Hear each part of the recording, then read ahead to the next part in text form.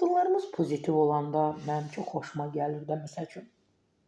Deyirlər, gülürlər, ruhdan düşmürlər.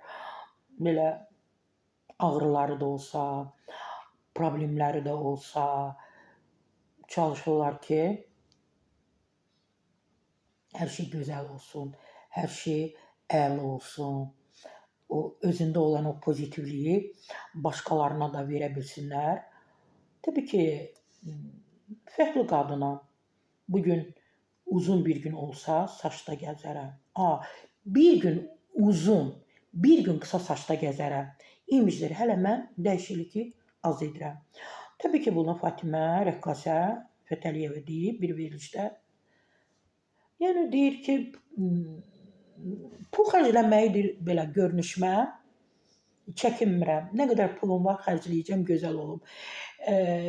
Cibimiz yansın da, nə üçün yaşayırıq ki? Hər gün deyirlər ki, niyə qocalmırsınız? 2 nəvəm var, amma kimin belə nənəsi var? Çox şükür ki, çox gəncəm, özümü 35 yaşda hiss edirəm.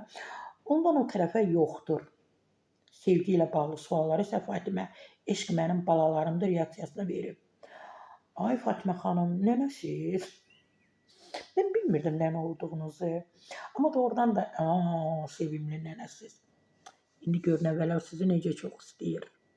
Özünüzü elə həmişə belə cavan saxlayın.